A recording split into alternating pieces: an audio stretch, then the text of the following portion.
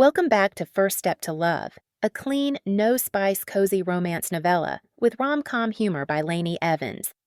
Don't forget to subscribe and give this chapter a thumbs up if you're enjoying the story. Your support helps me bring you more green flag romance with humor and heart. Now, let's head back to Asheville, North Carolina, and pick up where we left off with Lila and Desmond. Chapter 4. Desmond. Over the past 6 weeks, I've learned 3 important things about hiking in Asheville. First, not every green plant is safe to touch. My poison ivy rash is finally clearing up. Thanks for asking. Second, trail ratings are suggestions, not challenges. My knees still haven't forgiven me for that moderate trail that felt more like scaling Mount Doom. And third, watching Lila light up when she gets the perfect photo makes every blister and wrong turn worth it. Desmond, please tell me you're not touching any more suspicious plants, Lila says from behind her camera lens. We're on the Graveyard Fields Trail today, our 7th hike together. Not that I'm counting. I've reformed, I say, but my objection falls flat as I quickly pull my hand back from what I am almost certain is just a regular fern. Besides, the urgent care nurse made me promise to stop playing Name That Rash with the local flora. Sarah, who's joined us for about half our hikes, snorts from up ahead. Jake, who tags along when he's not working, chuckles beside her. Remember when he tried to eat those berries? Sarah says between peals of laughter. They looked exactly like blueberries. I defend myself, though I can feel my ears getting hot. They were blue, Lila corrects, lowering her camera to give me that look I've come to know well, part exasperation, part amusement. That's where the similarity ended. I've spent enough mornings working from the coffee shop now to recognize the subtle differences in her smiles. There's the professional one she gives to customers, the genuine one when she's excited about a photo she's taken, and this one, the one that seems reserved for when I'm being particularly hopeless at outdoor survival. At least I remembered proper hiking socks today, I point out, carefully picking my way over some rocks. My boots are finally broken in, and I've downsized my backpack to something more reasonable. No more portable kitchen equipment, though I maintain that the frying pan incident will make an excellent chapter in my future memoir. Small victories. Lila agrees, then suddenly grabs my arm. Wait, stay right there. The light is perfect. I freeze mid-step, probably looking ridiculous, but I've learned not to question her photographer's instincts. Plus, her hand is still on my arm, and I'm trying very hard not to think about that. Got it.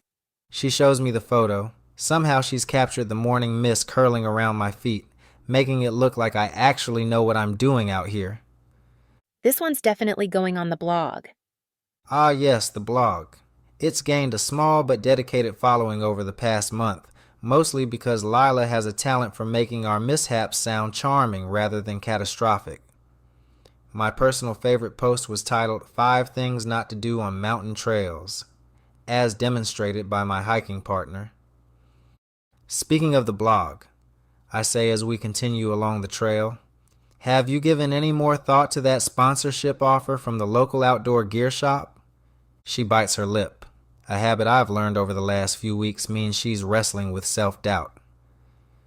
I don't know. It feels presumptuous, you know? I've only been hiking for 6 weeks. 6 weeks longer than half your readers, I point out. Besides, your photos are amazing and people love your honest take on being a beginner. Sarah, who's been pretending not to eavesdrop, chimes in. He's right, Lai. Your post about proper hiking shoes convinced 3 of our regular customers to finally buy boots. That's only because I used Desmond's blisters as a cautionary tale. Lila laughs, pausing to photograph a patch of wildflowers. I've learned to appreciate these brief stops, not just because they're good photo opportunities, but because they give me a chance to catch my breath without being obvious about it.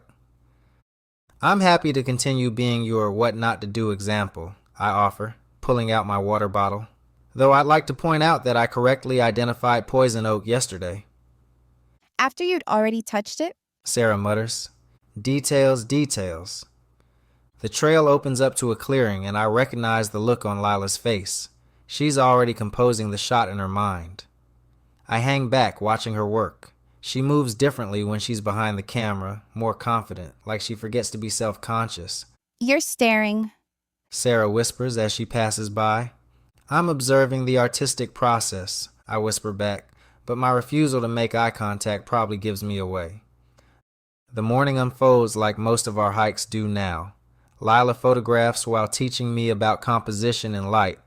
I provide comic relief by tripping over obvious routes, and Sarah alternates between genuine hiking advice and making subtle comments that leaves Lila blushing and my neck growing uncomfortably hot. During our water break, Lila shows me how to use her spare camera, explaining terms like aperture and shutter speed. I'm only half listening, more focused on how animated she gets when talking about photography, but I managed to take a decent shot of a nearby stream. Not bad for a guy who thought HDR was a type of trail mix, she teases while reviewing my photo. I have developed a certain knowledge, I say solemnly. Also, I Googled photography terms before I came today. Her laugh echoes through the trees, and something in my chest does that flippy thing it's been doing more frequently lately. I'm not quite ready to examine that too closely yet. Remember our first hike? Sarah asks, pulling trail mix, the actual kind, from her pack. When Desmond brought enough gear to supply a small expedition? Hey, I've improved, I protest. I haven't brought a single piece of cooking equipment in at least 3 weeks. True progress, Lila agrees. though I kind of missed the frying pan.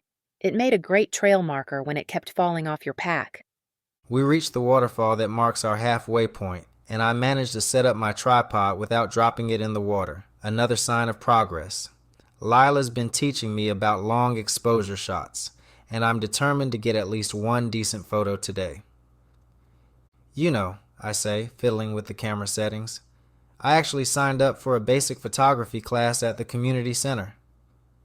Really? Lila looks genuinely surprised and pleased. Yeah, well, I figured if I'm going to be your hiking partner, I should at least know what an f-stop is. I don't mention that I signed up mainly because of how her face lights up when she talks about photography. Partner in crime, more like. She bumps my shoulder playfully. Remember last week when we accidentally led that tour group the wrong way? In my defense, all trees look the same. They really don't. Sarah calls from where she's setting up our lunch spot. The conversation flows easily as we eat, sharing stories from the past few weeks. Lila talks about her latest blog post ideas, and I tell them about my disastrous attempt to join a local running group. The mountains are different from Chicago treadmills. Who knew? Oh, Lila suddenly sits up straighter. I almost forgot. Jake mentioned there's a sunset hike next weekend. Nothing too strenuous, but supposedly the views are amazing. My heart does that flippy thing again. Sounds great, though fair warning. My night hiking skills might be even worse than my day hiking skills. Impossible. Sarah mutters, the hint of a smile breaking through.